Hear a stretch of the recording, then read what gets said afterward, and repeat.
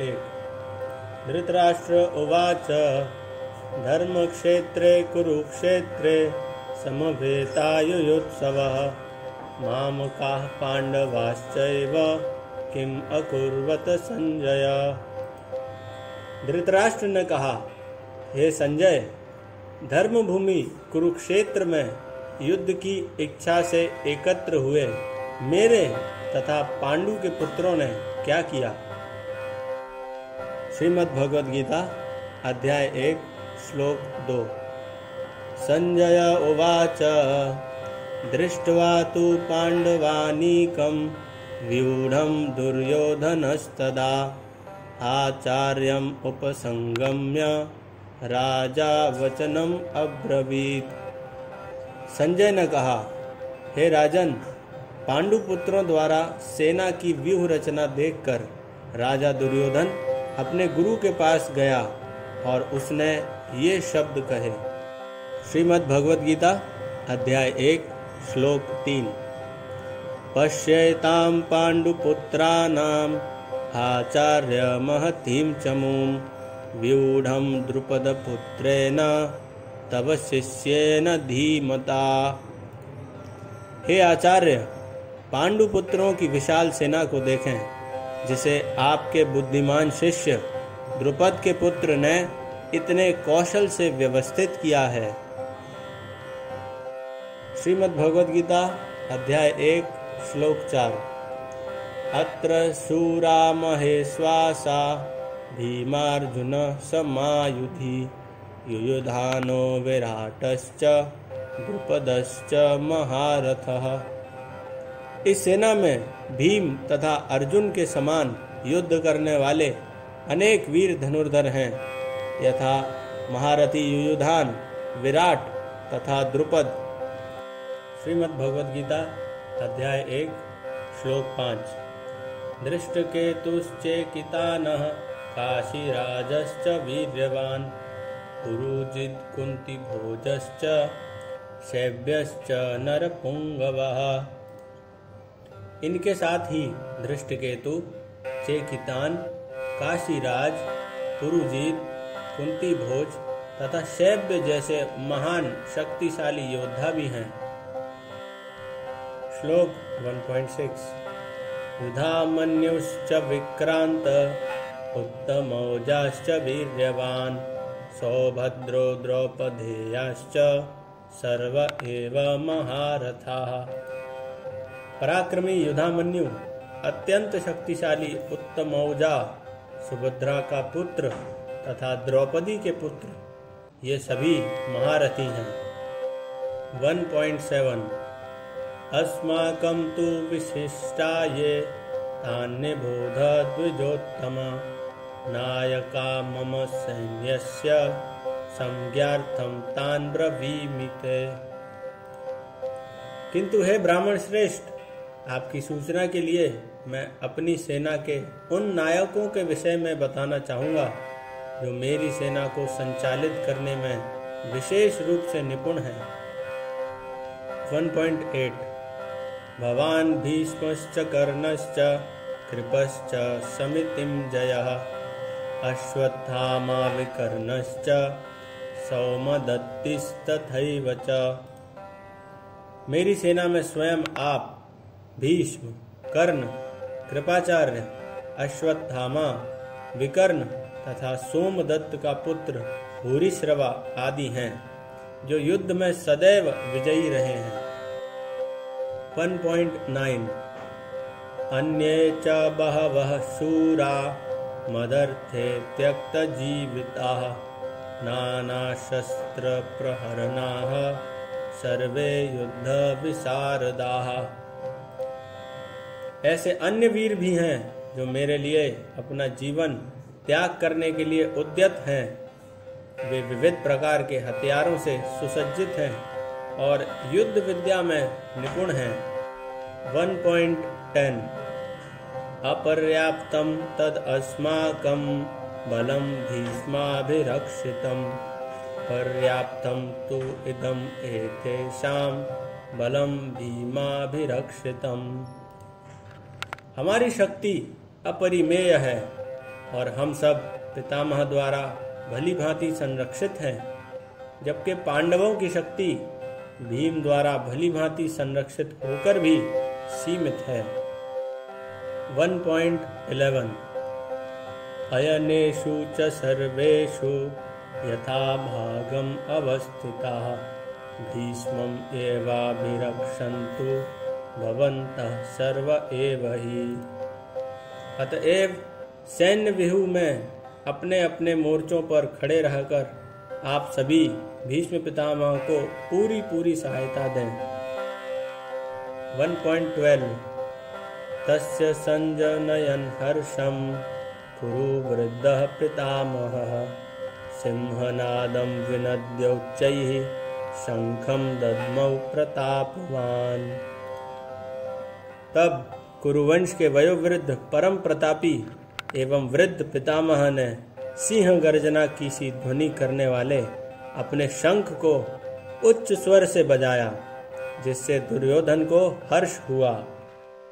1.13 ततः शंखाश्च भेद्यश्च हनवानक गोमुखाः सहसैवाभ्यहन्यन्त सशब्दस्तुमुलोऽभवत्। तत्पश्चात शंख, नगाड़े, बिगुल, तुरही तथा सींग सहसा एक साथ बज उठे। वह संवेद स्वर अत्यंत कोलाहल पूर्ण था। 1.14 ततः श्वेतैर्हयैर्युक्ते महती स्यन्दने स्थितौ माधवः पाण्डवश्चैव दिव्यौ शंखौ प्रदद्मतुः। दूसरी ओर से श्वेत घोड़ों द्वारा खींचे जाने वाले विशाल रथ पर आसीन कृष्ण तथा अर्जुन ने अपने अपने दिव्य शंख बजाए। 1.15 पांचजन्यम ऋषिकेशो देवदत्तं धनंजयः पौंड्रम दद्मौ महाशंखं भीमकर्मावृकोदरः। भगवान कृष्ण ने अपना पांचजन्य शंख बजाया। अर्जुन ने देवदत्त शंख तथा अतिभोजी एवं अति मानवीय कार्य करने वाले भीम ने पौंड्र नामक शंख बजाया। 1.16, 17 and 18 अनंत विजयम राजा कुंती पुत्रो युधिष्ठिरः नकुलः सहदेवश्च सुघोषमणिपुष्पकौ काश्यश्च परमेश्वासः शिखण्डी च महारथः धृष्टद्युम्नो विराटश्च सात्यकीश्चापराजितः द्रुपदो द्रौपदेयाश्च सर्वशः पृथिवीपते सौभद्राश्च महाबाहु शंखान् दद्मुः पृथक् पृथक्। हे राजन, कुंती पुत्र राजा युधिष्ठिर ने अपना अनंत विजय नामक शंख बजाया तथा नकुल और सहदेव ने सुघोष एवं मणिपुष्पक शंख बजाए।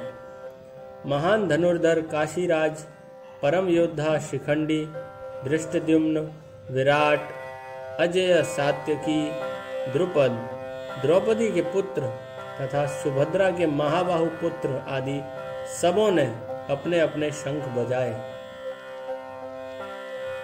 19 सघोषो धार्तराष्ट्राणां हृदयानि व्यधारयत् नभश्च पृथिवीं चैव तुमुलोऽभ्यनुनादयन्।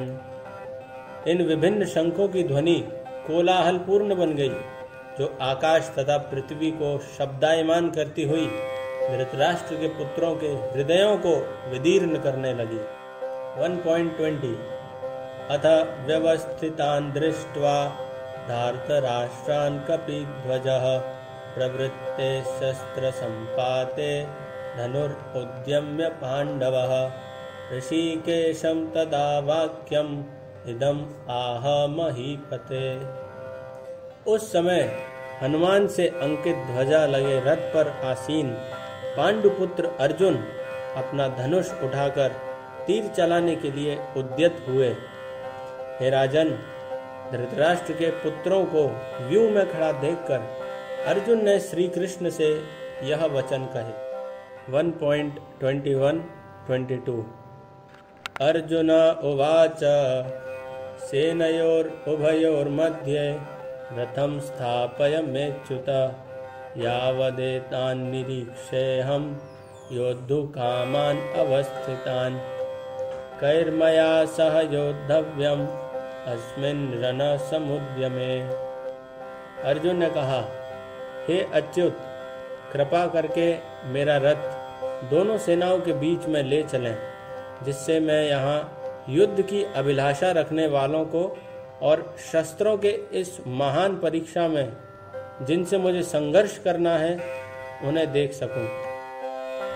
1.23 योत्स्यमानान् अवेक्ष्येऽहं य एतेऽत्र समागताः धार्तराष्ट्रस्य दुर्बुद्धेर्युद्धे प्रियचिकीर्षवः। मुझे उन लोगों को देखने दीजिए जो यहाँ पर धृतराष्ट्र के दुर्बुद्धि पुत्र दुर्योधन को प्रसन्न करने की इच्छा से लड़ने के लिए आए हुए। 1.24 संजय उवाच एवं उक्तो ऋषिकेशो गुडाकेशेन भारत सेनयोरुभयोर्मध्ये स्थापयित्वा रथोत्तमम्। संजय ने कहा, हे भरतवंशी, अर्जुन द्वारा इस प्रकार संबोधित किए जाने पर भगवान कृष्ण दोनों दलों के बीच में उस उत्तम रथ को लाकर खड़ा कर दिए। 1.25 भीष्म द्रोणा प्रमुखतः सर्वेषां च महीक्षिताम् उवाच पार्थ पश्यैतान् समवेतान् कुरूनिति। भीष्म, द्रोण तथा विश्व भर के अन्य समस्त राजाओं के सामने भगवान ने कहा कि हे पार्थ, यहाँ पर एकत्र सारे कुरुओं को देखो। 1.26 तत्रापश्यत् स्थितान् पार्थः पितॄन् अथ पितामहान् आचार्यान् मातुलान् भ्रातॄन् पुत्रान् पौत्रान् सखींस्तथा स्वसुरान् सुहृदश्चैव सेनयोरुभयोरपि। अर्जुन ने वहां पर दोनों पक्षों की सेनाओं के मध्य में अपने चाचा ताऊओं, पितामहों, गुरुओं, मामाओं, भाइयों, पुत्रों, पौत्रों, मित्रों, ससुरों और शुभ चिंतकों को भी देखा। 1.27 तान् समीक्ष्य स कौन्तेयः सर्वान् बन्धून् अवस्थितान् कृपया परयाविष्टो विषीदन् इदम् अब्रवीत्। जब कुंती पुत्र अर्जुन ने मित्रों तथा संबंधियों की इन विभिन्न श्रेणियों को देखा तो वह करुणा से अभिभूत हो गए और इस प्रकार बोले। 1.28 अर्जुन उवाच दृष्ट्वेमं स्वजनं कृष्ण युयुत्सं समुपस्थितं सीदन्ति मम गात्राणि मुखं च परिशुष्यति। अर्जुन ने कहा, हे कृष्ण, इस प्रकार युद्ध की इच्छा रखने वाले मित्रों तथा संबंधियों को अपने समक्ष उपस्थित देखकर मेरे शरीर के अंग कांप रहे हैं और मेरा मुंह सूखा जा रहा है। 1.29 वेपथुश्च शरीरे में रोमहर्षश्च जायते गांडीवं श्रंसते हस्तात् त्वक्चैव परिदह्यते। मेरा सारा शरीर कांप रहा है, मेरे रोंगटे खड़े हो रहे हैं, मेरा गांडीव धनुष मेरे हाथ से सरक रहा है और मेरी त्वचा जल रही है। 1.30 न च शक्नोमि अवस्थातुं भ्रमतीव च मे मनः निमित्तानि च पश्यामि विपरीतानि केशव। मैं यहाँ अब और अधिक खड़ा रहने में असमर्थ हूँ। मैं अपने आप को भूल रहा हूँ और मेरा सर चकरा रहा है। हे कृष्ण, मुझे तो केवल अमंगल के कारण दिख रहे हैं। 1.31 न च श्रेयोनुपश्यामि हत्वा स्वजनम आहवे न कांक्षे विजयम कृष्ण न च राज्यम सुखानि च। हे कृष्ण, इस युद्ध में अपने ही स्वजनों का वध करने से न तो मुझे कोई अच्छाई दिखती है और न मैं उससे किसी प्रकार की विजय, राज्य या सुख की इच्छा रखता हूँ। 1.32, 33, 34, 35 किं नो राज्येन गोविंद किं भोगैर्जीवितेन वा येषामर्थकांक्षितं नो राज्यं भोगा सुखानि च त इमेव स्थिता युद्धे प्राणां त्यक्त्वा धनानि च आचार्याः पितरः पुत्रास्तथैव च पितामहाः मातुला श्वशुराः पौत्राः श्याला सम्बन्धिनस्तथा एतान् न हन्तुमिच्छामि नातोऽपि मधुसूदन अपि त्रैलोक्यराज्यस्य हेतो किं नु मही कृते निहत्य धार्तराष्ट्रान्नः का प्रीति स्यात् जनार्दन। हे गोविंद, हमें राज्य, सुख अथवा इस जीवन से क्या लाभ, क्योंकि जिन लोगों के लिए हम उन्हें चाहते हैं वे ही इस युद्ध भूमि में खड़े हैं। हे मधुसूदन, जब गुरुजन, पितृगण, पुत्रगण, पितामह, मामा, ससुर, पौत्रगण, साले तथा अन्य सारे संबंधी अपना धन एवं प्राण देने के लिए तत्पर हैं और मेरे समक्ष खड़े हैं, तो फिर मैं इन सबको क्यों मारना चाहूँगा, भले ही वे मुझे क्यों न मार डालें। हे जीवों के पालक, मैं इन सभी से लड़ने को तैयार नहीं, भले ही बदले में मुझे तीनों लोग क्यों न मिलें। इस पृथ्वी की तो बात ही छोड़ दें। भला धृतराष्ट्र के पुत्रों को मारकर हमें कौन सी प्रसन्नता मिलेगी। 1.36 पापम एवाश्रये दस्मान हत्वैतान आततायिनः तस्मान्नार्हा वयं हन्तुं धार्तराष्ट्रान् सबान्धवान् स्वजनं हि कथं हत्वा सुखी न श्याम माधव।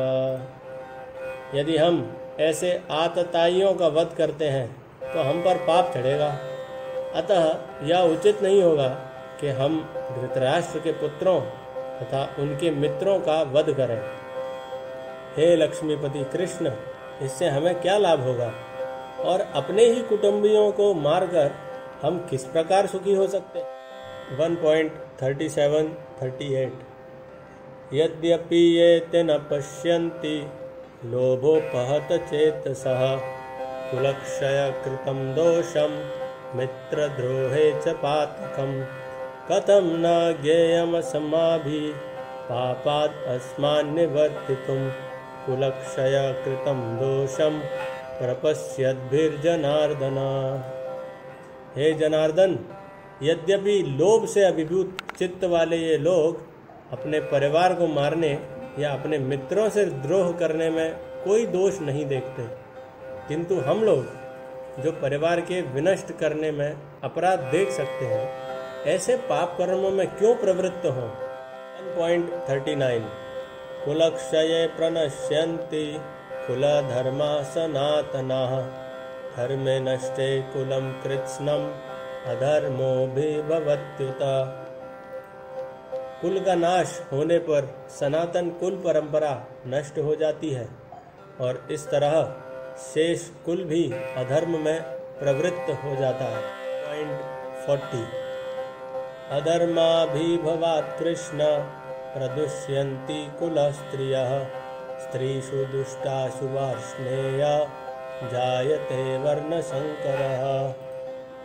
हे कृष्ण, जब कुल में अधर्म प्रमुख हो जाता है तो कुल की स्त्रियां दूषित हो जाती हैं और स्त्रीत्व के पतन से हे वृष्णिवंशी अवांछित संतानें उत्पन्न होती हैं। 1.41 शंकरो नरकायैव कुलघ्नानां कुलस्य च पतन्ति पितरो येषां लुप्तपिण्डोदकक्रियाः। अवांछित संतानों की वृद्धि से निश्चय ही परिवार के लिए तथा पारिवारिक परंपरा को विनष्ट करने वालों के लिए नारकीय जीवन उत्पन्न होता है। ऐसे पतित कुलों के पुरखे पितृलोक गिर जाते हैं, क्योंकि उन्हें जल तथा पिंडदान देने की क्रियाएं समाप्त हो जाती हैं। 1.42 दोषैर एतैः कुलघ्नानां वर्णसंकरकारकैः उत्साद्यन्ते जातिधर्माः कुलधर्माश्च शाश्वताः। जो लोग कुल परंपरा को विनष्ट करते हैं और इस तरह अवांछित संतानों को जन्म देते हैं, उनके दुष्कर्मों से समस्त प्रकार की सामुदायिक योजनाएं तथा पारिवारिक कल्याण कार्य विनष्ट हो जाते हैं। 1.43 उत्सन्न कुलधर्माणां मनुष्याणां जनार्दन नरके नियतं वासो भवतीति अनुशुश्रुमा। हे प्रजापालक कृष्ण, मैंने गुरु परंपरा से सुना है कि जो लोग कुल धर्म का विनाश करते हैं वे सदैव नरक में वास करते हैं। 1.44 अहो बत महत्पापं कर्तुं व्यवसिता वयं यद्राज्य सुखलोभेन हन्तुं स्वजनम उद्यताः। ओह, कितने आश्चर्य की बात है कि हम सब जघन्य पाप कर्म करने के लिए उद्यत हो रहे हैं। राज्य सुख भोगने की इच्छा से प्रेरित होकर हम अपने संबंधियों को मारने पर तुले हैं। 1.45 यदि माम अप्रतीकारम अशस्त्रम शस्त्रपाणयः धार्तराष्ट्रारणे हन्युस् तन्मे क्षेमतरम भवेत्। यदि शस्त्रधारी धृतराष्ट्र के पुत्र मुझ निहत्ते तथा रणभूमि में प्रतिरोध न करने वाले को मारें तो यह मेरे लिए श्रेयस्कर होगा। 1.46 संजय उवाच एवं उक्त्वा अर्जुनः संख्ये रथोपस्थ उपाविशत् विसृज्य सशरं चापं शोक संविघ्न मानसः। संजय ने कहा, युद्ध भूमि में इस प्रकार कहकर अर्जुन ने अपना धनुष तथा बाण एक ओर रख दिया और शोक संतप्त चित्त से रथ के आसन पर बैठ गए।